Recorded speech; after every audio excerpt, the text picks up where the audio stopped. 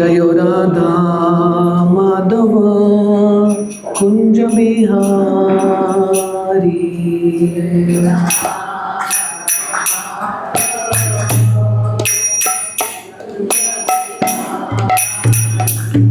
जय राधा माधव कुंज बिहारी।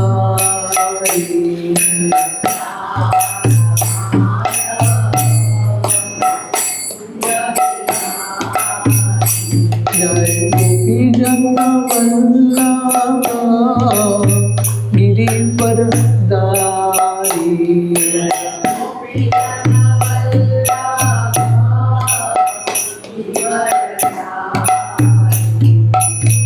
यशोदानंदन व्रज जनरंजना।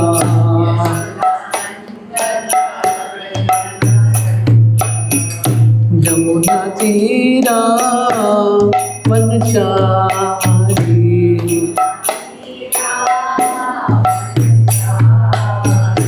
जमुना तीरा वनचारी।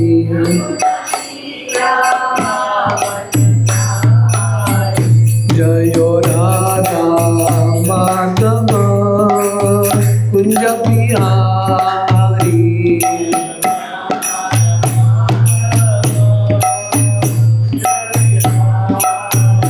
जय गोपी जन वल्लभ गिरि पर दारी।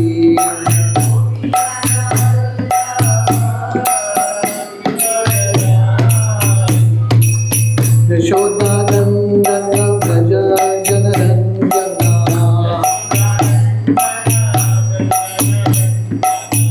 जमुना तीरा वनचारी। जमुना तीरा वनचारी। जय राधा माधव कुंज बिहारी।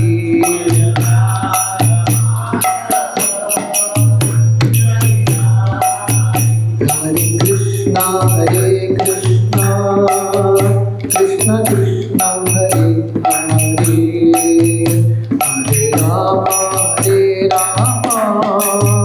राम राम हरे हरे।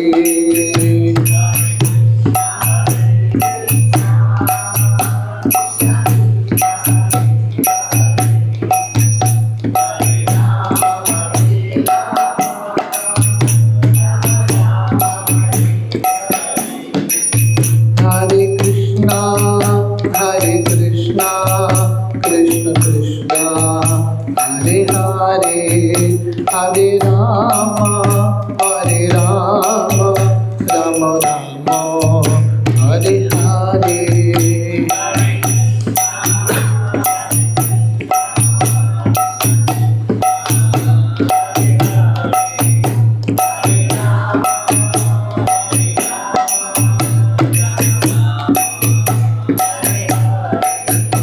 जय राधा गोपीनाथ राधा गोपीनाथ राधे।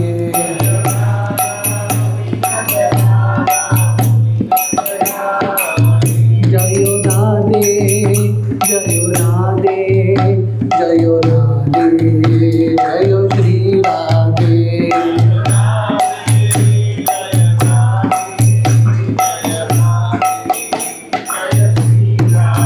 जय गौरनिताय गौरनिताय गौरनिताय जय गौरनिताय।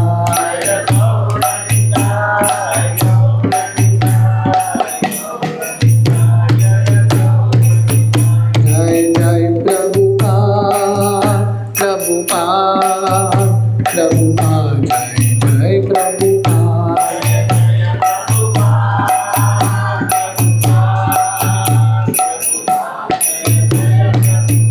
निताय गौर हरि बोल हरि बोल हरि बोल निताय गौर हरि बोल।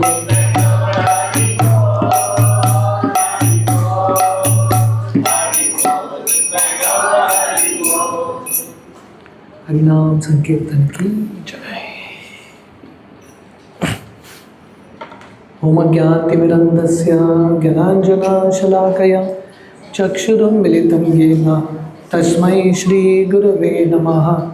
श्रीचैतन्यमनोभीष्टं स्थापितं येन भूतले स्वयं रूप कदा मह्यं ददाति स्वपदान्तिकं। वन्देऽहं श्रीगुरो श्रीयुतः पदकमलं श्रीगुरुन् वैष्णवांश्च श्रीरूपं सागरजातां सहगना रघुनाथान्वितं तं सजीवं साद्वैतं सावधूतं परिजनसहितं कृष्णचैतन्यदेवं श्रीराधाकृष्णपादान् सहगना ललिता श्रीविशाखान्वितंश्च। नमो विष्णुपादाय कृष्णप्रेष्ठाय भूतले श्रीमते भक्तिवेदांत स्वामी इति नामिने। नमस्ते सरस्वती देवे गौरवाणी प्रचारिणे निर्विशेष शून्यवादी पाश्चात्यदेशतारिणे वंचाकल्पतरुभ्यश्च कृपा सिन्धुभ्येव च पतितानां पावनेभ्यो वैष्णवेभ्यो नमो नमः। जय श्री कृष्ण चैतन्य प्रभु नित्यानंद श्री अद्वैत गदाधर श्रीवासादि गौर भक्तवृंद। हरे कृष्णा कृष्णा कृष्णा हरे हरे, हरे राम राम राम हरे हरे। हरे कृष्णा। तो आप सबका स्वागत है हमारे वीकली सत्संग में। तो हम भगवद गीता का 9वां अध्याय कंटिन्यू कर रहे हैं। हमने थोड़े बहुत श्लोक किए हैं, पर आज मैं फिर से श्लोक क्रमांक 4 से थोड़ा बहुत रिकैप करके हम आगे के श्लोक लेंगे। आशा करते हैं कि आप सब लोगों के पास भगवद गीता का कॉपी है, अलावा बुक। चौथा श्लोक इस प्रकार है, आप मेरे पीछे दोहरा सकते हैं। मया ततम इदं सर्वं जगत व्यक्तमूर्तिना मत्स्थानि सर्वभूतानि न चाहं तेषु अवस्थिता। भगवान कृष्ण यहाँ पे बोल रहे हैं, मया ततम इदं सर्वम जगत अव्यक्त मूर्तिना। भगवान कृष्ण बोल रहे हैं, मेरे शक्ति से या मेरे ब्रह्म ज्योति से मैं सब जगह सर्वव्याप्त हूँ। I am all pervading. और भगवान कृष्ण यहाँ पे बता रहे हैं, सब जीव जंतु मेरे में हैं, फिर भी मैं उनके अंदर नहीं हूँ। श्रील प्रभुपाद तात्पर्य में बताते हैं, भगवान कृष्ण यहाँ पे क्या बोल रहे हैं, मैं सब जगह हूँ फिर भी सब जगह नहीं हूँ। कैसा हो सकता है? एक व्यक्ति सब जगह हो के भी कैसे नहीं हो सकता है? प्रभुपाद एक उदाहरण देते हैं, जैसे एक राष्ट्र का राजा। हरे कृष्ण।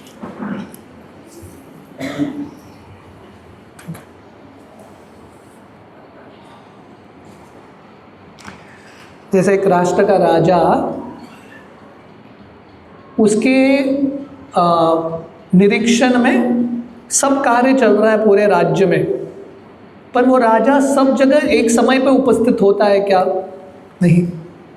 फिर भी उसको सब जगह क्या चल रहा है उसको समाचार मिलता रहता है।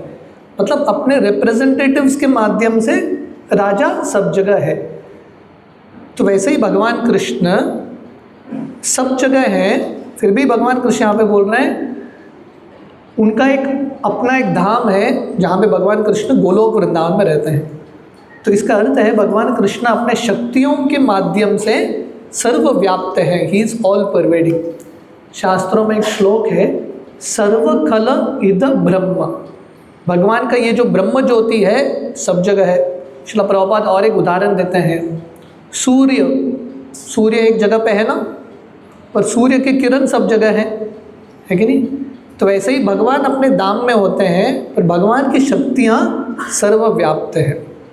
टेक्स्ट 5, न च मत्स्थानि भूतानि पश्य मे योगमैश्वरम् भूतभृन् न च भूतस्थो ममात्मा भूत भावना। तो भगवान कृष्ण बोल रहे हैं, पिछले श्लोक में भगवान कृष्ण ने बताया था मत्स्थानी सर्वभूतानि, और यहाँ पे भगवान कृष्ण बोल रहे हैं न च मत्स्थानी सर्वभूतानि। सब कुछ कृष्ण पे निर्भर है, सब कुछ कृष्ण के अंदर है, फिर भी सब कुछ कृष्ण पे निर्भर नहीं है। तो प्रभुपाद एक उदाहरण देते हैं, जब भगवान कृष्ण यहाँ पे बोल रहे हैं सब कुछ मेरे पर निर्भर है फिर भी नहीं है, कैसा हो सकता है ये? पाश्चात्य देश में एटलस का उदाहरण आता है। आप लोगों ने एटलस देखा है? आजकल एटलस, वर्ल्ड मैप को एटलस बोलता है, पर ग्रीक का एक भगवान है एटलस, जो पूरे धरती को उठाता है। धरती को कैसे उठाता है? अपने कंधों पे धरती को उठाता है। जब भगवान कृष्ण बोल रहे हैं सब मेरे ऊपर निर्भर है, इसका ये अर्थ नहीं कि भगवान कृष्ण के कंधे के ऊपर सर्व है। भगवान कृष्ण अपने शक्तियों के माध्यम से सब कार्य करवा के लेते हैं। ऐसा होता ना, सब ग्रह जो हैं अभी सब भगवान पे निर्भर है। सब ग्रह भगवान के ऊपर स्थित हैं क्या? नहीं, सब हवा में उड़ रहे हैं। पर हवा किसका शक्ति है? स्पेस या वायु, आकाश किसका शक्ति है? कृष्ण का शक्ति है। तो इनडायरेक्टली सब भगवान पे निर्भर है। और भगवान यहाँ पे बोल रहे हैं हालांकि मैं सब कुछ, सब चीज़ों का संरक्षण करता हूँ, सबको मेंटेन करता हूँ, फिर भी ये सृष्टि में मेरा पर्सनल इन्वॉल्वमेंट नहीं है। तो ये चीज़ भगवान कृष्ण यहाँ पे बता रहे हैं। मैंने शायद आप लोगों को ये स्टेटमेंट एक बार दोहराया था, God is everything but everything is not God. सब कुछ भगवान का है पर सब कुछ भगवान नहीं है। हाँ, ये सब भगवान का शक्ति है। प्रभुपाद यहाँ पे एक उदाहरण देते हैं, जो सृष्टि करता है वो सृष्टि के अंदर वो व्यक्ति उपस्थित नहीं होता। जैसे कोई वीडियो गेम बना रहा है, जिसने वीडियो गेम बनाया है वो वीडियो गेम के अंदर है क्या?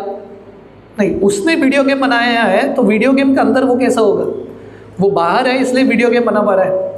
तो वैसे भगवान कृष्ण ने सृष्टि बनाया है, भगवान कृष्ण सृष्टि के बाहर हैं और भगवान कृष्ण इतने शक्तिशाली है सृष्टि के अंदर भी हो सकते हैं। तो ये जो ऑपोजिट्स है कंप्लीटली, ये जो दो अलग पहलू हैं भगवान कृष्ण में एक साथ समाहित होते हैं। टेक्स्ट 6 भगवान कृष्ण एक उदाहरण दे रहे हैं कि कैसे सब कुछ कृष्ण के ऊपर निर्भर है।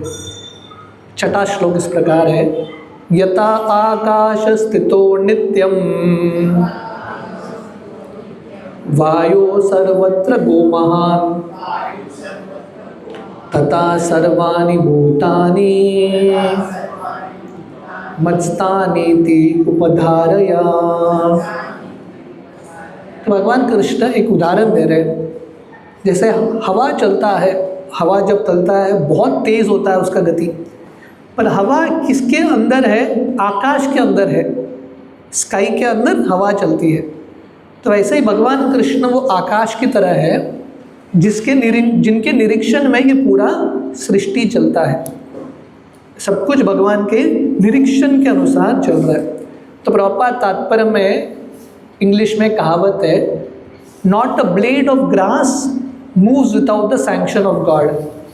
भगवान कृष्ण की अनुमति के बिना एक घास का तिनका भी नहीं हिलता। और प्रभुपाद तात्पर्य में ब्रह्म संहिता के एक श्लोक लिखते हैं, आप तात्पर्य पढ़ेंगे तो ये श्लोक आता है, यक्षुरेश सविता सकल ग्रहाणाम राजा समस्त सुरमूर्ति अशेष तेजा यस्यांगना ब्रह्मति समृत काल चक्रो गोविंदमादि पुरुषम तमहम भजामि। तो यहाँ पे वर्णन है, यह चक्षु एष सविता।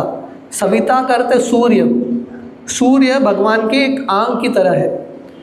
सूर्य पूरे ब्रह्मांड में भ्रमण करके सूर्यदेव अपने रथ पे सवार होकर सबको प्रकाश देते हैं। पर सूर्यदेव जो पूरे दुनिया को प्रकाश देते हैं वो किसके आज्ञा के अनुसार चलते हैं?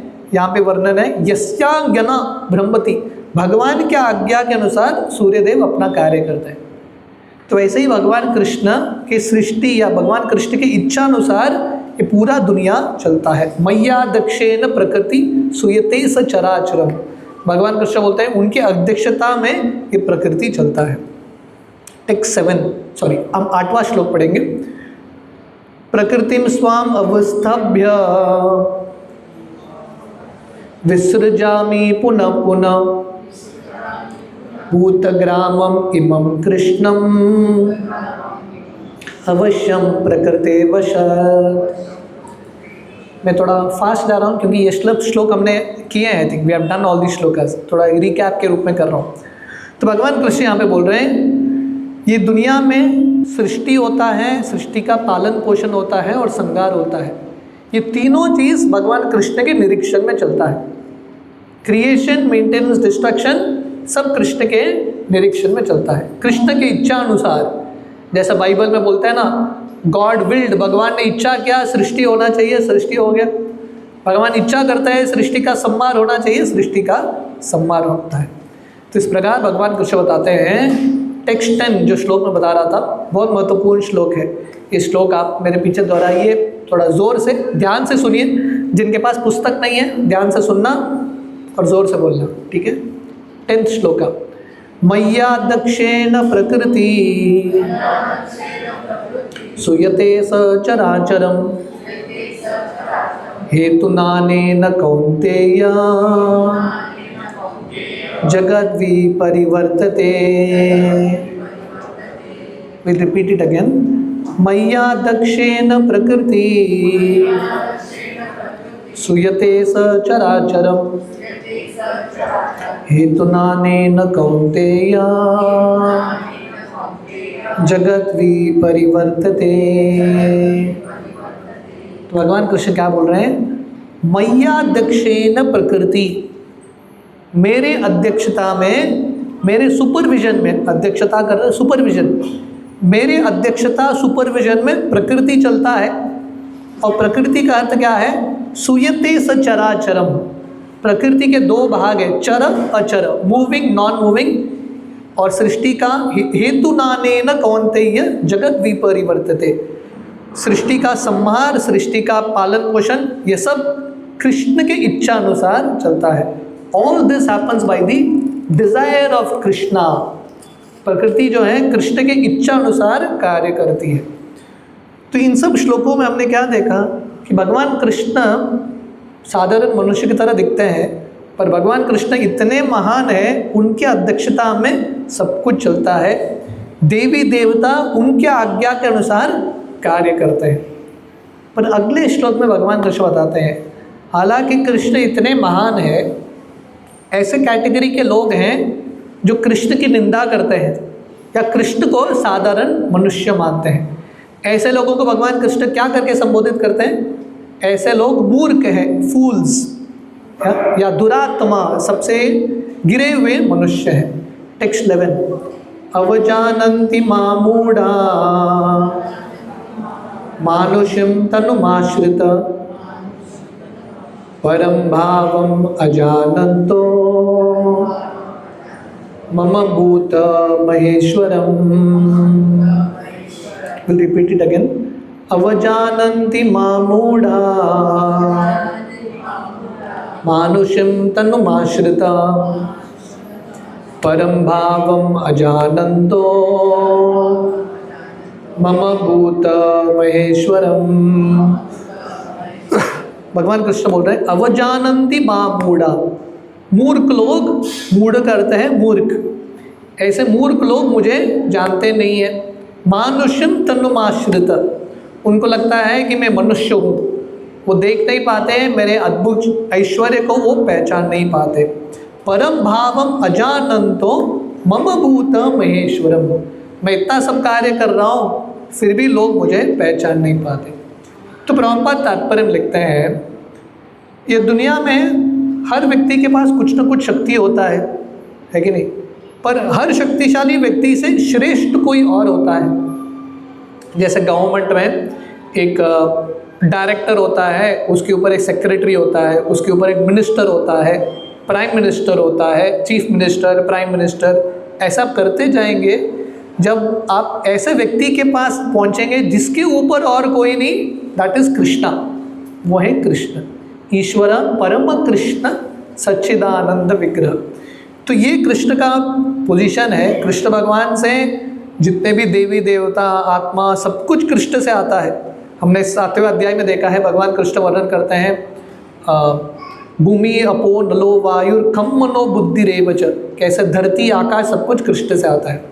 फिर भी ऐसे कैटेगरी के लोग हैं जो कृष्ण की निंदा करते हैं, तो ऐसे लोगों को भगवान कृष्ण मूर्ख बोलते हैं। श्रील प्रभुपाद के आप प्रवचन सुनेंगे, प्रभुपाद बहुत बार ये शब्द प्रयोग करते थे, फूल्स एंड रास्कल्स। तो आपको लगेगा प्रभुपाद ऐसा क्यों बोल रहे हैं? तो प्रभुपाद बोलते थे मैं नहीं बोल रहा हूँ, कृष्ण बोल रहे हैं, हम कृष्ण के स्टेटमेंट को रिपीट कर रहे हैं, जैसे रिपीटिंग कृष्णा स्टेटमेंट। तो इस प्रकार भगवान कृष्ण की महिमा का वर्णन शास्त्रों में बहुत जगह पर आया है।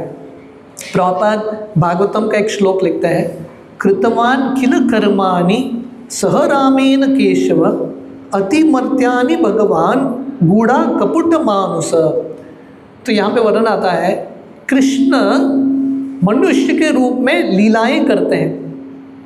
जैसा ये कोई नाटक में खेलता है ना, वो ऐसे अपने रोल में घुस जाता है, बाहर के लोग पहचान नहीं पाते, उसको लगता है कि यही व्यक्ति है।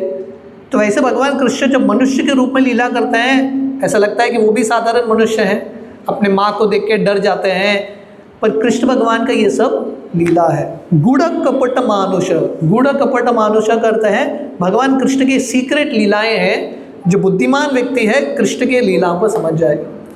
जब भी कृष्ण को संबोधित किया जाता है, ये शब्द आता है भगवान, Krishna as the supreme person of godhead.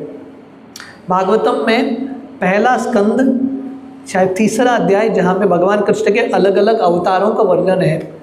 सुत गोस्वामी भगवान कृष्ण के बहुत सारे अवतारों का लिस्ट देते हैं, पर अंत में बताते हैं एतेच अंशकला पुंस कृष्णस्तु भगवान स्वयं।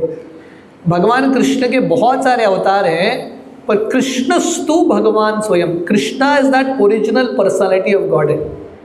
कल हम हमारे पंचम के प्रोग्राम में भीष्मदेव के प्रार्थना सुन रहे थे। जब भीष्मदेव बाण के शैया में लेटे थे, उस समय भगवान कृष्ण वहाँ पे पहुँचते हैं, और क्योंकि भगवान कृष्ण ये लीला में उम्र में कम है भीष्मदेव से, भीष्मदेव तो बहुत सीनियर है, भगवान कृष्ण भीष्मदेव के सामने आके प्रणाम करते हैं, पर भीष्मदेव पहचान लेते हैं ये साधारण व्यक्ति नहीं है। और भीष्मदेव क्या बोलते हैं, एष वही भगवान साक्षात आद्यो नारायण पुमान। भीष्म बोलते हैं ये जो है एष वही भगवान साक्षात, ये कृष्ण साक्षात भगवान है, आद्यो नारायण पुमान, नारायण के भी स्तोत्र ये कृष्ण है। आप कुंती महारानी के प्रार्थना पढ़ेंगे, ब्रह्मा जी के प्रार्थना पढ़ेंगे, सबका कंक्लूजन निष्कर्ष यही है that Krishna is the supreme person of God. Prabhupada यहाँ पे बता रहे हैं, जब भगवान कृष्ण ने जन्म लिया था, कृष्ण के 4 हाथ थे, चतुर्भुज रूप में भगवान कृष्ण आए, और देवकी और वसुदेव भगवान कृष्ण को बोलने लगे अरे कंस आपको मार देगा। तो भगवान कृष्ण अपना 2 हाथ ढक लेते हैं और 2 हाथ वाले बन जाते हैं। भगवद गीता का 11वां अध्याय, अर्जुन भगवान कृष्ण को क्या बोलते हैं, विराट रूप का दर्शन कराओ। भगवान कृष्ण विराट रूप दिखाते हैं। विराट रूप में कितने हाथ थे, किसी को पता है? भगवान कृष्ण ने विराट रूप दिखाया है कि नहीं, यूनिवर्सल फॉर्म। किसी को पता है क्या कितने हाथ थे कृष्ण के विराट रूप में? बहुत, गिनती नहीं कर सकते, है कि नहीं? कृष्ण के इतने सारे हाथ थे। उसके बाद भगवान कृष्ण ने चतुर्भुज रूप दिखाया, पर अर्जुन फाइनली भगवान कृष्ण को बोलते हैं आप आपका ओरिजिनल रूप दिखाना। विराट रूप, लाखों हजारों वाले हाथ की ये जो रूप है विराट रूप, किन से आया? कृष्ण से आया। तो 1000 वाले हाथ भगवान विराट रूप श्रेष्ठ है, 2 हाथ वाले भगवान कृष्ण श्रेष्ठ है? कृष्ण से ही तो विराट रूप आया। तो इसका अर्थ है Krishna is that supreme person of God. इस प्रकार प्रभुपाद बहुत सुंदर तरीके से समझाते हैं कि कृष्ण भगवान इतने महान हैं, हालांकि मनुष्य की तरह दिखते हैं, साधारण बच्चे की तरह भगवान कृष्ण लीलाएं करते हैं वृंदावन में, पर जो बुद्धिमान व्यक्ति है समझ जाता है Krishna is the supreme person of God. और शास्त्रों में ब्रह्मा जी, भीष्मदेव, ये सब इनसे ज़्यादा बुद्धिमान और कोई है ही नहीं। सब लोगों ने कृष्ण को भगवान करके स्वीकार किया है। सो देयरफॉर अगर हम बुद्धिमान हैं, मूर्ख नहीं हैं, तो हम कृष्ण को भगवान के रूप में स्वीकार करेंगे। तो कोई पूछेगा अगर हम कृष्ण को भगवान के रूप में स्वीकार नहीं करेंगे तो हमारा क्या होगा? अगले श्लोक में भगवान कृष्ण बताते हैं, श्लोका नंबर 12, मोगाशा मोग कर्माणो मोग ज्ञान विचेतस राक्षसीम आसुरीं चैव प्रकृतिम मोहिनीं श्रिता। राक्षसीम आसुरीं चैव। पिछले श्लोक में भगवान कृष्ण ने एक शब्द प्रयोग किया था, मूर्ख, है कि नहीं? मूर्ख बोलना फिर भी ठीक है, पर भगवान कृष्ण अगले लेवल पे जा रहे हैं। भगवान कृष्ण बोल रहे हैं ऐसे लोग राक्षस हैं, असुर हैं। जनरली हमारा राक्षस असुर का डेफिनेशन क्या होता है? जिसके सिंग होंगे, बड़े दांत होंगे, बहुत डरावना व्यक्ति होगा, वो राक्षस। भगवान कृष्ण ऐसा राक्षस का डेफिनेशन नहीं देते। राक्षस कौन है, असुर कौन है? प्रकृति मोहिनीम आश्रित, जो माया देवी का आश्रय लेता है, ऐसा व्यक्ति राक्षस है। He is a demon. तो भगवद गीता में हर चीज़ का डेफिनेशन बहुत क्लियर आता है। मूर्ख कौन है? मूर्ख वो व्यक्ति है जो कृष्ण को पहचान नहीं पाता, मूर्ख है। पढ़ा लिखा होगा पर पढ़ा लिखा मूर्ख, बट इज अ फूल। यहाँ पे भगवान कृष्ण बता रहे हैं असुर राक्षस कौन है? जो माया का आश्रय लेते हैं, कृष्ण का आश्रय छोड़ के माया का आश्रय लेते हैं, ऐसे लोग राक्षस और मूर्ख हैं। और ऐसे लोगों का परिस्थिति क्या होगा?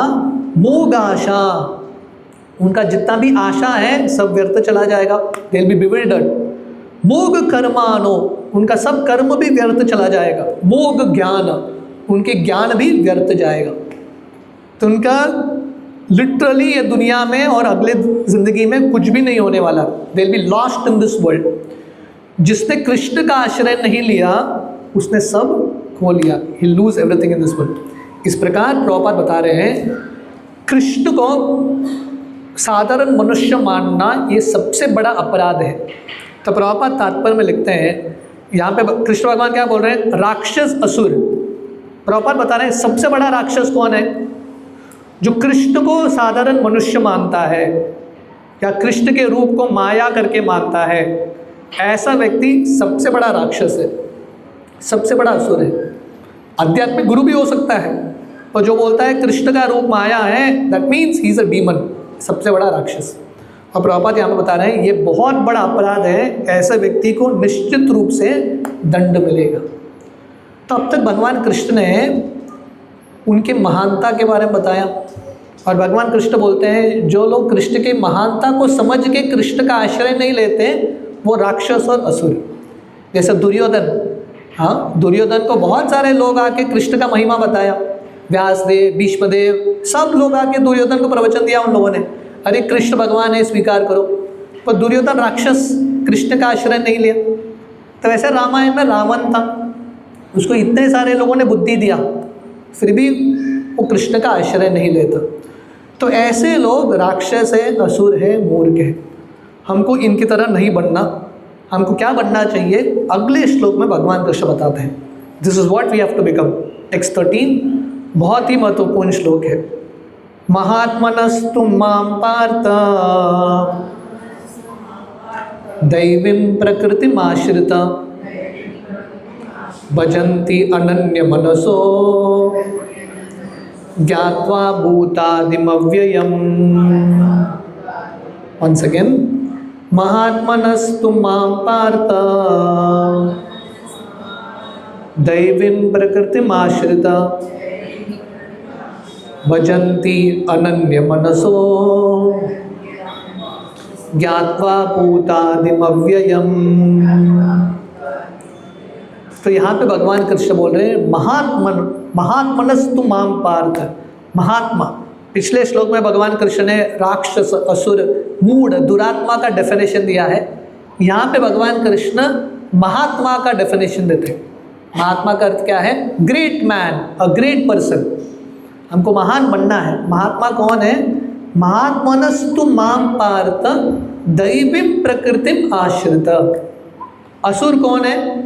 जिसने माया का आश्रय लिया है। महात्मा कौन है? जिसने दैवी प्रकृति का आश्रय लिया है।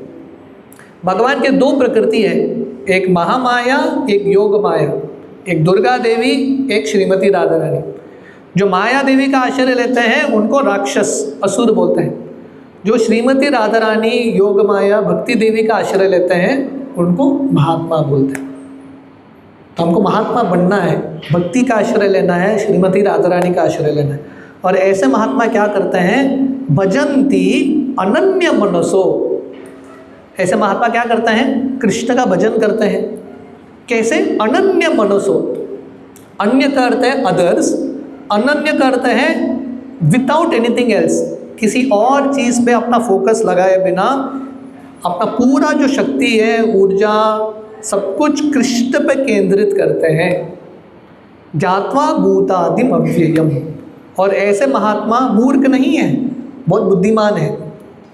और ऐसे महात्मा क्या करते हैं? भगवान कृष्ण के महिमा को जानते हैं। ज्ञात्वा भूतादिम अव्ययम।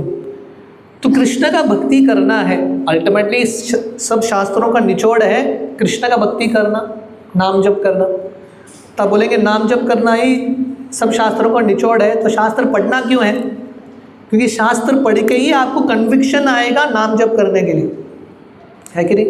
जितना हम ज्ञान प्राप्त करेंगे कृष्ण के महिमा के बारे में, उतना कृष्ण का नाम जप करने का प्रेरणा मिलेगा, कृष्ण का स्मरण होगा। हम भगवान कृष्ण के बारे में कुछ जानते ही नहीं है तो कृष्ण का स्मरण कैसे करें, कृष्ण का भजन कैसे करें? इसलिए ज्ञात्वा भूतादिम अव्ययम, महात्मा बनना है, कृष्ण का भजन करना है, शास्त्रों का अध्ययन भी बहुत महत्वपूर्ण। कल हम पंजिम के प्रोग्राम में भीष्मदेव के प्रार्थना पढ़ रहे थे। वर्णन आता है नवद्वीप में एक स्थान है, नवद्वीप मायापुर में एक द्वीप है जानु द्वीप। तो हम सब जानते हैं भीष्मदेव किसके पुत्र हैं? Anyone nose? भीष्मदेव किसके पुत्र हैं? गंगा के पुत्र हैं। गंगा के एक पिताश्री, गंगा अल्टीमेटली भगीरथ के प्रार्थना से आती है। आप लोग जानते हैं गंगोत्री में भगीरथ राजा प्रार्थना करते हैं और गंगा जी स्वर्ग से प्रकट होती है। जब स्वर्ग से प्रकट होती है, भगीरथ राजा भी गंगा को कहाँ लेके जा रहे हैं? उनके पूर्वजों का राख पड़ा था गंगा सागर के पास, वहाँ पे गंगा को लेके जा रहे हैं, क्योंकि उनका इच्छा था पूर्वजों का उद्धार होगा जब गंगा का स्पर्श होगा। जब वो लेके जा रहे थे गंगा सागर की ओर, तब वो गंगा मैया के साथ नवद्वीप आते हैं और नवद्वीप में जानु ऋषि का आश्रम था। तो गंगा इतनी तीव्र गति से आती है, जानु ऋषि के आश्रम को भाग के लेके जाती है। उस समय जानु ऋषि गुस्से से गंगा को पी लेते हैं। भगीरथ राजा गंगा से प्रार्थना करते हैं, जानु ऋषि से प्रार्थना करते हैं और जानु ऋषि गंगा को अपने कानों से छोड़ते हैं और जानु ऋषि बोलते हैं गंगा आज से मेरी पुत्री, माई डॉटर। तो वर्णन आता है नवद्वीप धाम महात्म्य में भीष्मदेव जानु ऋषि के पास गए थे जो उनके दादाजी के समान है, और जानु ऋषि से उन्होंने भागवतम सीखा, शास्त्र पढ़ाई किया उन्होंने, शास्त्रों का अध्ययन, इसलिए वो कृष्ण के महान भक्त बन पाए। आप तुकाराम महाराज का चरित्र पढ़ेंगे। तुकाराम महाराज कृष्ण का अभंग लिखने से पहले, कीर्तन प्रवचन शुरू करने से पहले, तुकाराम महाराज बामगिरी पर्वत में महीने महीने बैठ के एकांत में उन्होंने गीता भागवत का अध्ययन किया। श्रील प्रभुपाद जो ये सब तात्पर्य लिख रहे हैं, पूरे दुनिया में जाके प्रभुपाद ने प्रचार किया, पर प्रभुपाद को प्रचार करने का शक्ति कहाँ से मिलता है? प्रभुपाद ने ये सब शास्त्रों का अध्ययन बहुत ध्यान से किया है। तो इसलिए अगर हमको महात्मा बनना है, कृष्ण का भजन बिना और इच्छा के करना है, तो शास्त्रों का अध्ययन ध्यान से करना बहुत ही महत्वपूर्ण है, वेरी वेरी इंपॉर्टेंट। मैं भी वृंदावन में थे, हम वृंदावन में एक स्थान गए थे, कोशी, कोशी करके एक गांव है, ऑलमोस्ट वृंदावन के 84 क्रोश परिक्रमा के अंतिम भाग में आता है।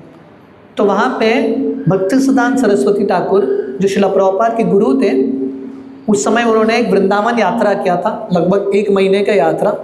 यात्रा का अंतिम दिन कोशी में हुआ था। श्रील प्रभुपाद उस समय गृहस्थ थे, तो प्रभुपाद अपने लड़के वृंदावन के साथ आते हैं 1-2 दिन भाग लेने के लिए, क्योंकि प्रभुपाद बहुत बिजी थे, 1 महीना भाग लेने का उनका समय नहीं था। तो प्रभुपाद 1-2 दिन अपने गुरु महाराज के साथ रहने के लिए आए। तो अंतिम दिन था, तो वहाँ के यात्रा के जो मैनेजर हैं उन्होंने अनाउंस किया, आज लास्ट डे है, आप लोगों के पास 2 चॉइस है। एक, कोशी में शेषशाही विष्णु का मंदिर है, आप भगवान का दर्शन करने के लिए जाओ, या भक्तिसिद्धांत सरस्वती ठाकुर गुरु महाराज प्रवचन देंगे, बैठ के प्रवचन सुनना। आधे से ज़्यादा लोग, 3/4 लोग चले गए भगवान का दर्शन करने के लिए। पर श्रील प्रभुपाद थोड़े भक्तों के साथ, उस समय प्रभुपाद का नाम था अभय चरण, गृहस्थ थे, प्रभुपाद बैठे रहे। और भक्तिसिद्धांत सरस्वती ठाकुर घंटों घंटों प्रवचन दे रहे थे। और भक्तिसिद्धांत सरस्वती ठाकुर के प्रवचन में बहुत सारा कहानियाँ, जोक्स इत्यादि नहीं हुआ करता था, बहुत सीरियस फिलॉसफी। पर प्रभुपाद बैठ के सुन रहे थे ध्यान से। धीरे धीरे सब लोग उठ के चले जाने लगे, पर प्रभुपाद वहीं पे बैठे थे। और वहाँ पे भक्तिसिद्धांत सरस्वती ने नोट किया था, ये लड़का ध्यान से सुनता है, इसलिए दीक्षा देने के लिए बहुत खुश हो जाते हैं। तो कहने करते हैं, अगर हमको महात्मा बनना है, ज्ञात्वा पूतादिम अव्ययम, भगवान कृष्ण के महिमा को पढ़ना, श्रवण करना, ये बहुत महत्वपूर्ण है। श्रील प्रभुपाद तात्पर्य में महात्मा के अलग अलग लक्षण लिखते हैं। तो प्रभुपाद बता रहे हैं, पहला लक्षण हमने ऑलरेडी देखा, महात्मा का दैवी प्रकृति या श्रीमती राधा रानी का आश्रय लेता है। दूसरा लक्षण प्रभुपाद यहाँ पे बता रहे हैं, जो कृष्ण के भक्त हैं, 7वें अध्याय में भगवान कृष्ण बताते हैं, देवी हेश गुणमयी मम माया दुरत्यया मामेव य प्रपद्यन्ते मायाम एतम तरन्ति ते। तो कैसे व्यक्ति भगवान का आश्रय लेने से महात्मा बन सकता है, प्रभुपाद बोल रहे हैं 7वें अध्याय में वर्णन किया है। और भगवान कृष्ण 7वें अध्याय में वर्णन करते हैं, जो कृष्ण का आश्रय लेता है, भक्ति का आश्रय लेता है, भगवान कृष्ण ऐसे भक्तों का उद्धार करने का उत्तरदायित्व लेते हैं। तो जब हम भक्ति का आश्रय लेंगे, कृष्ण भगवान रिस्पॉन्सिबिलिटी लेंगे हमारा उद्धार करने के। So the first thing Prabhupad says, महात्मा का लक्षण क्या है, उसने भक्ति का या शुद्ध भक्ति श्रीमती राधा रानी का आश्रय लिया। दूसरा चीज़ प्रभुपाद बताते हैं, ऐसे महात्मा कृष्ण के अलावा किसी और व्यक्ति का, किसी और चीज़ के बारे में चिंतन नहीं करते। Second thing Prabhupada rights here. और प्रभुपाद तीसरा चीज़ बताते हैं, महात्मा कैसे बनता है व्यक्ति। एक तो राधा रानी का आश्रय लेना, भक्ति का आश्रय लेना। प्रभुपाद यहाँ पे बता रहे हैं, such a mahatma develops through association of other mahatmas. महात्मा कैसा बनता है व्यक्ति, दूसरे महात्माओं के संग में आएंगे व्यक्ति महात्मा बनेगा। जैसा संग वैसा रंग। तो हम साधु संतों के संग में रहेंगे, साधु संत का वृत्ति आएगा। हम दुरात्मा मूर्ख लोगों के संग में जाएंगे तो वही वृत्ति आएगा। तो the next point Prabhupad says, and then Prabhupad बताता है चौथा चीज़ महात्मा का, ऐसे mahatma always engage in the service of the Lord in Krishna consciousness. ऐसे महात्मा हमेशा कृष्ण भगवान की सेवा में युक्त, ऐसे नहीं कि कभी कभी, 24 hours engage in the service of Krishna. मैं अभी वृंदावन से हम दिल्ली गए थे। दिल्ली में हमारा बहुत बड़ा मंदिर है, ईस्ट ऑफ कैलाश, राधा पार्थसारथी मंदिर। तो वहाँ पे श्रील प्रभुपाद के बहुत सीनियर डिसाइपल गोपाल कृष्ण गोस्वामी महाराज, उन्होंने बहुत साल वहाँ पे रुक के, दिल्ली में लगभग 17-18 हमारे इस्कॉन के बड़े बड़े मंदिर हैं, हज़ारों लाखों लोगों को महाराज जी ने प्रचार किया। तो महाराज जी आई थिंक 1 साल पहले महाराज जी गुजर गए थे। तो उनका कमरा है जहाँ पे महाराज जी रुकते थे। तो मैं कमरे में गया था, वेरी सिंपल रूम, इतना छोटे से कमरे, महाराज जी के पास इतना धन ऐश्वर्य है, चाहे तो कहीं पे भी रुक सकते थे। In one room he stayed his entire life. और वहाँ पे महाराज जी का बेड था। पता नहीं आप लोगों ने वो वीडियो देखा है कि नहीं, भक्तों ने एक वीडियो भेजा था। महाराज जी रात को सोते थे ना, स्लीपिंग इन द बेड, रात में वो आरती कर रहे हैं। In the middle of the night is trying to do आरती।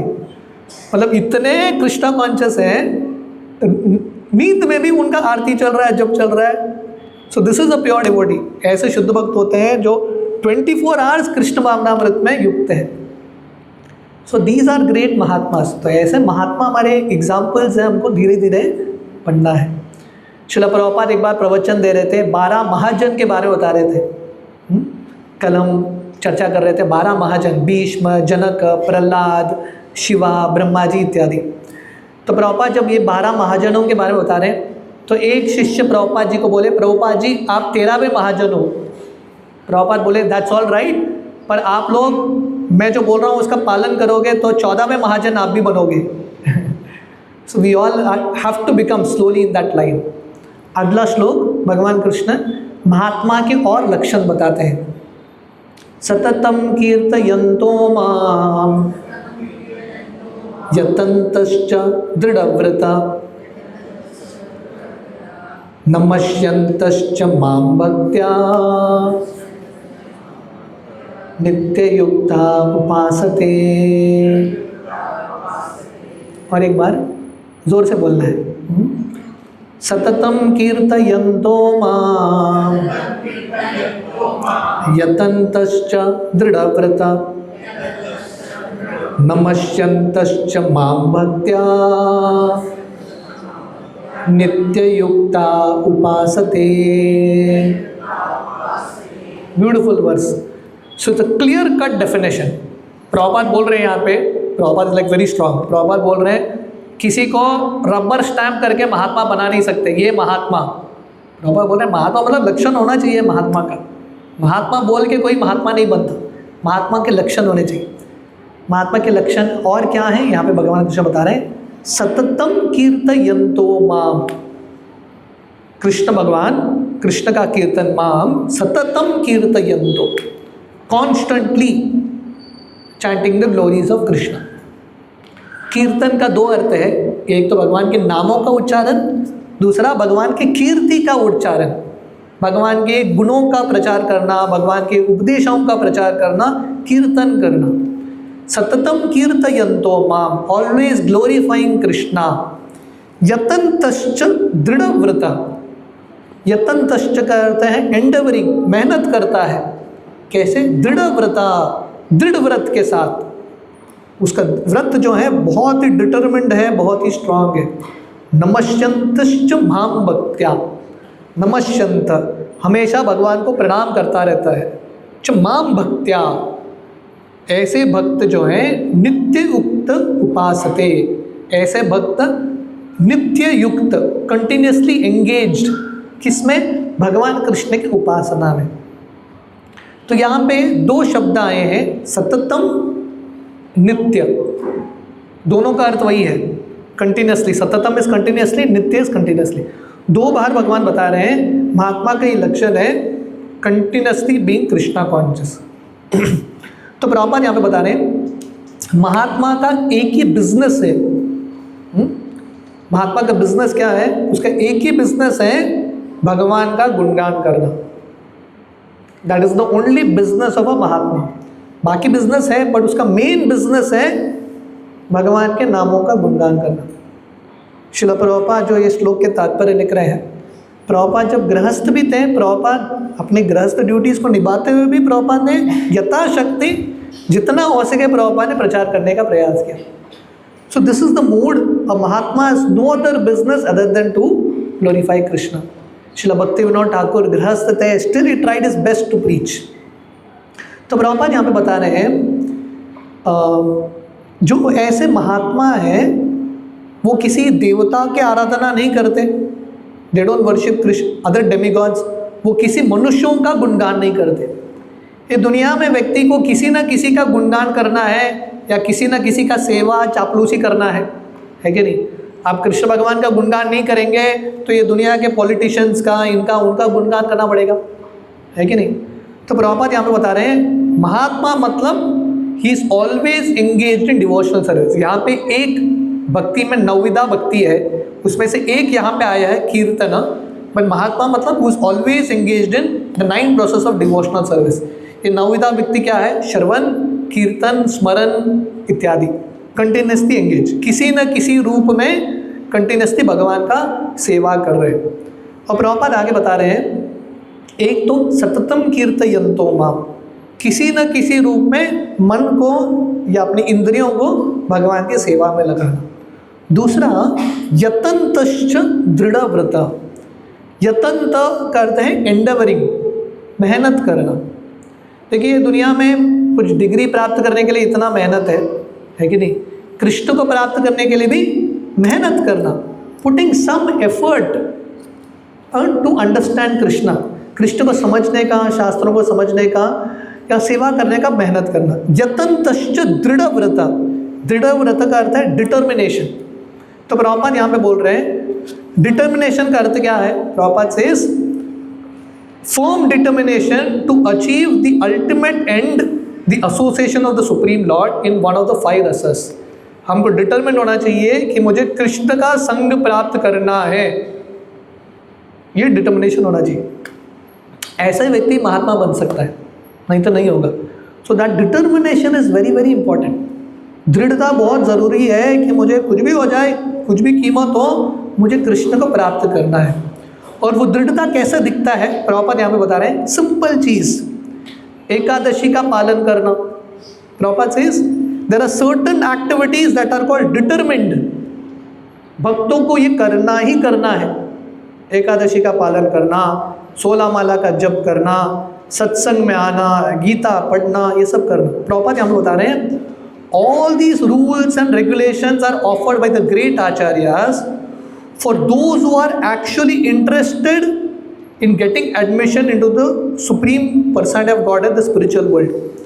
तो प्रॉपर बता रहे हैं, ये सब नियम जो हैं भक्ति के, अलग अलग नियम जो हैं हमारे आचार्यों ने दिया है। जो लोग गंभीर हैं, the Mahatmas, great souls, strictly observe the rules and regulations and therefore they are sure to achieve the desired result. महात्मा मतलब सिंसियर स्टूडेंट। स्कूल में भी अलग अलग स्टूडेंट्स होते हैं, तो सिंसियर स्टूडेंट्स हैं, टीचर जो बोलते हैं सुनते हैं, नोट्स लिखते हैं। सो सिमिलरली भक्ति में जो हमारे आचार्य बोलते हैं वो करना, ये बहुत इंपॉर्टेंट है भक्ति में प्रगति करने के लिए। कितना भी मुश्किल हो, we at least try to do it, करने का प्रयास करना। These are symptoms of a mahatma. अगर आप गंभीर हो भगवान के पास जाने के लिए, जन्म मृत्यु से निकलने के लिए, then you have to follow these principles. That is what Prabhupada is saying here. So in this way व्यक्ति भक्ति कर सकता है। और भक्ति ऐसा नहीं कि डेफिनेटली भक्ति एक सीरियस मूवमेंट है, पर प्रॉपर ये भी लिख रहे हैं कि भक्ति आनंद से भी किया जा सकता है, can be done with great happiness. इसलिए ये 9वां अध्याय है। 9वें अध्याय के शुरुआत में ही भगवान कृष्ण ने बोला है, राज्य विद्या राज्य गुह्यम पवित्रम इदम उत्तमम। और उसी श्लोक में भगवान कृष्ण बताते हैं, सुसुखम कर्तम अव्ययम। भक्ति जो है बहुत आनंद के साथ किया जा सकता है। थोड़े बहुत ऑस्टेरिटी है, 15 दिन में एक बार एकादशी आता है कि नहीं। एकादशी के दिन भक्तों को थोड़ा ऑस्टेरिटी होता है ना, फिर भी भक्त कुछ ना कुछ आइटम निकाल ही लेते हैं एकादशी में, है कि नहीं। एकादशी पिज्ज़ा क्या क्या नहीं खाते हैं, एकादशी जैसा दिखता ही नहीं है। फिर भी एटलीस्ट 15 दिन में एक बार ऑस्टेरिटी है, पर बाकी दिन तो फीस्टिंग ही फीस्टिंग है कि नहीं। So some little austerity, this much we should try to all do. अगर हम सीरियस हैं महात्मा बनने के लिए, भगवान के पास जाने के लिए, we should try to follow this. Will do 1 or 2 more shlokas और 1-2 श्लोक करके we will stop for today. Text 15। ज्ञान यज्ञेन चापि अन्ये यजन्तो माम उपासते एकत्वेन पृथक्त्वेन बहुधा विश्वतो मुकम्। तो यहाँ पे भगवान कृष्ण बता रहे हैं, अदर्स, ऐसे लोग होंगे। तो अब तक भगवान कृष्ण ने 2 लोगों को एड्रेस किया है, 2 कैटेगरी के लोग। ये 2 कैटेगरी के लोग कौन है, कोई बताएगा? महात्मा और मूढ़। यस, दुरात्मा महात्मा, 2 कैटेगरी हमने देखा, मूर्ख और महात्मा। अभी कोई बोलेगा, कोई ऐसा भी व्यक्ति हो सकता है जो दुरात्मा भी नहीं और शुद्ध भक्ति का पालन भी नहीं कर रहे, मतलब कृष्ण की निंदा भी नहीं कर रहा है, दुरात्मा भी नहीं है, वो कैटेगरी में भी नहीं है, पर शुद्ध भक्ति में भी उसको विश्वास नहीं। ऐसे लोग कौन से कैटेगरी में आते हैं? भगवान से बता रहे हैं, अदर्स। ऐसे थोड़े लोग होते हैं जो ज्ञान अर्जित करते हैं। ज्ञान यज्ञेन चापि अन्ये यजन्तो माम उपासते। ऐसे लोग भी भगवान कृष्ण की आराधना करते हैं, पर इनडायरेक्टली कृष्ण की आराधना करते हैं। ऐसे लोगों का क्लासिफिकेशन महात्मा में नहीं होता, दुरात्मा में तो डेफिनेटली नहीं होता, but they are somewhere in between. धीरे धीरे महात्मा बनेंगे शायद थोड़े आगे के जन्मों में। तो ऐसे लोग 3 कैटेगरी के होते हैं, एकत्वेन पृथक्त्वेन बहुधा विश्वतो मुखम। 3 कैटेगरीज। एकत्वेन करते हैं जो भगवान के ब्रह्म ज्योति की आराधना करते हैं और उनका लक्ष्य है मुझे ब्रह्म ज्योति में लीन होना है। सो दिस इज कॉल्ड एकत्वेन। दूसरा है पृथक्त्वेन। जो कृष्ण की आराधना करते हैं देवी देवताओं के माध्यम से। देवी देवता भी कृष्ण के ही अंश है।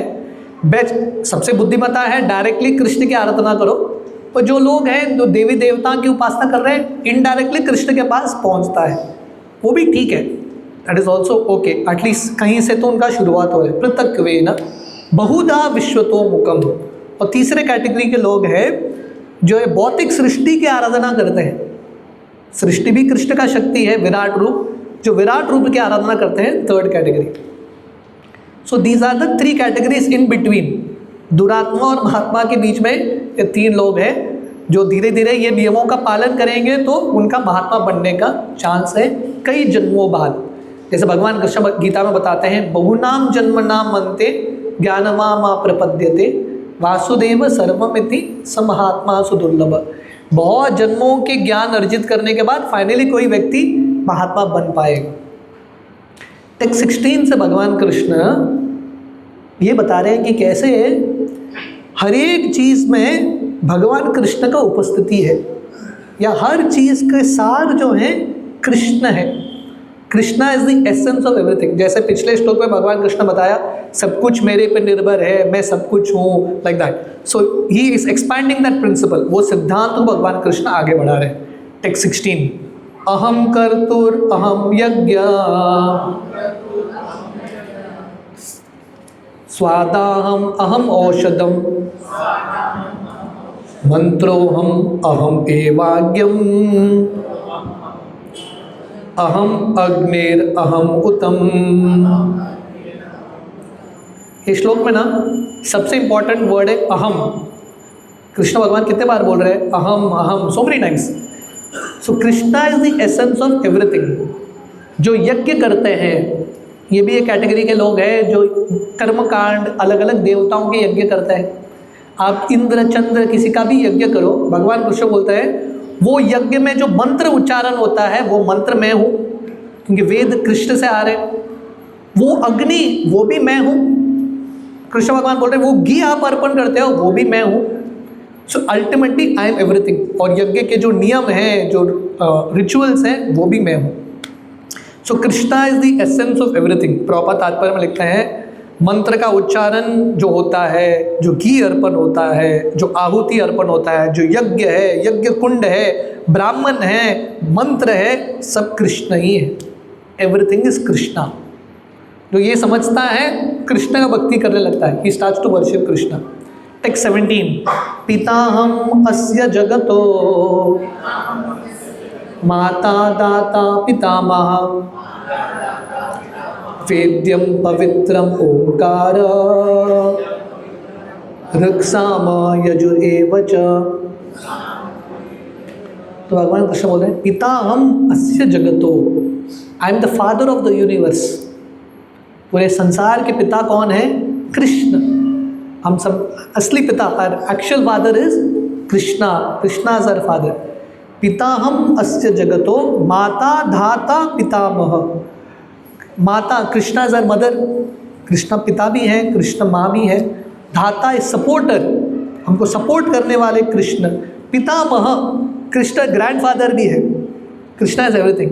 वेद्यम, वेद्यम करते हैं what is to be known. आपको जानना है ये दुनिया में, वो जानना वो भी कृष्ण है। अल्टीमेटली हर व्यक्ति कृष्ण को ही ढूंढ रहा है। आप लोगों ने कृष्णा बुक पढ़ा है? आप में से कितने भक्तों ने कृष्णा बुक पढ़ा है? शिला प्रभुपाद के कृष्णा बुक के इंट्रोडक्टरी नोट में जॉर्ज हैरिसन लिखते हैं, बीटल्स के जॉर्ज हैरिसन, वो वहाँ पे लिखते हैं everyone is looking for Krishna. हर व्यक्ति कृष्ण को ही ढूंढ रहा है। कोई जानता है कि वो कृष्ण को ढूंढ रहा है, कोई नहीं जानता, पर हर व्यक्ति कृष्ण को ही ढूंढ रहा है।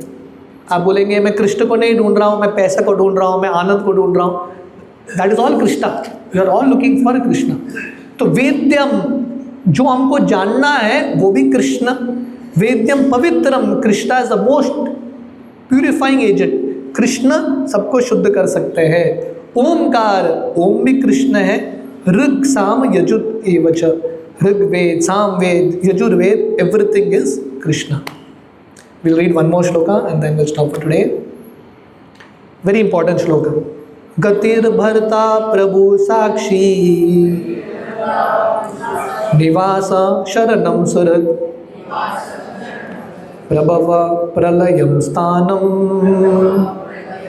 निदानं बीजम अव्ययम। कृष्ण बता रहे हैं यहाँ पे गतिर, गतिर करते हैं डेस्टिनेशन। हर व्यक्ति का अलग अलग गति होता है, डेस्टिनेशन, या हर व्यक्ति कहीं ना कहीं पहुँचना चाहता है। किसी का लक्ष्य है अमेरिका जाना, किसी का लक्ष्य है स्वर्ग जाना, ब्रह्मलोक जाना। पर प्रभुपाद यहाँ पे बता रहे हैं सबसे बढ़िया गति है कृष्ण के पास जाना। This the greatest destination. नते विदुर स्वार्थ गतिर् विष्णु। हमारा असली स्वार्थ क्या है? कृष्ण को हमारा गति बनाना। Krishna is an ultimate destination. गतिर भरता, भरता करते सस्टेनर। हमारा पालन पोषण करने वाले कौन है? Krishna. Krishna is the sustainer और maintainer.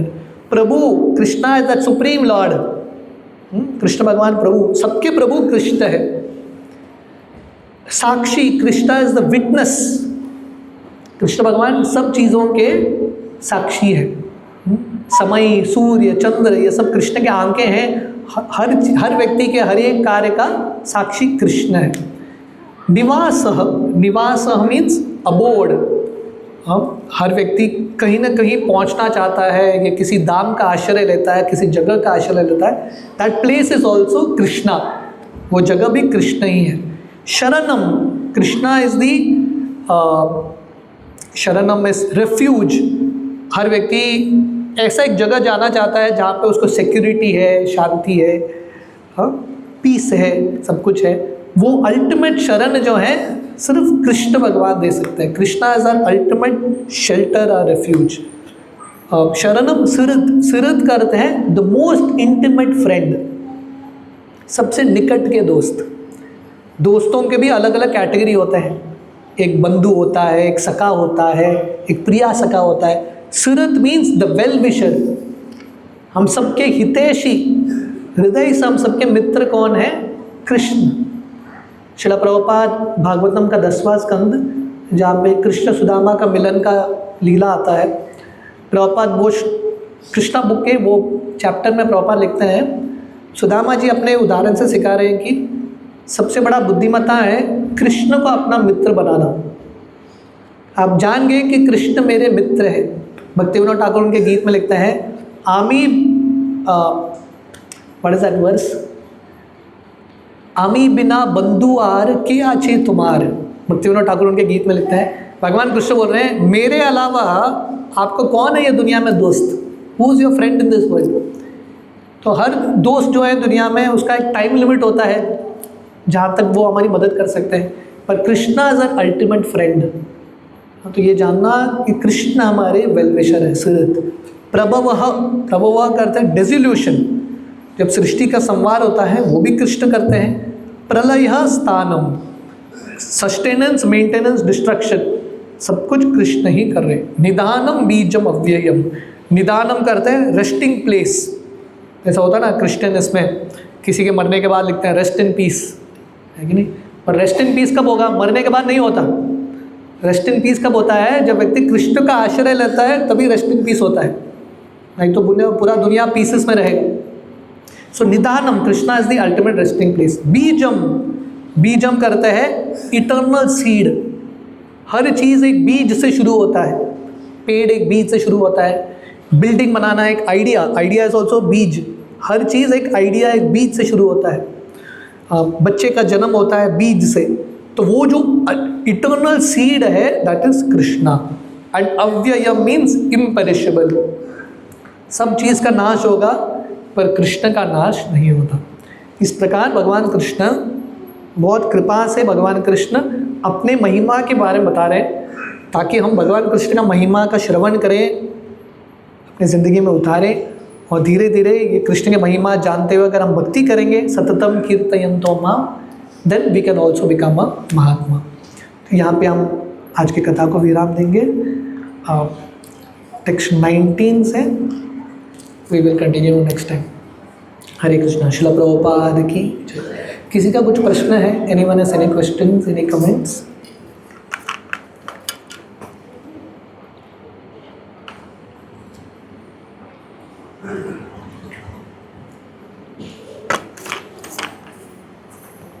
Okay. Anyone has any questions? Indestructible seed. Yeah. Yeah. Indestructible, the word Bijam Avyayam. Bijam Avyayam is indestructible seed. Yeah. किसी का कुछ प्रश्न है? तो आप सबका बहुत बहुत धन्यवाद. हरे कृष्ण. श्रील प्रभुपाद की जय.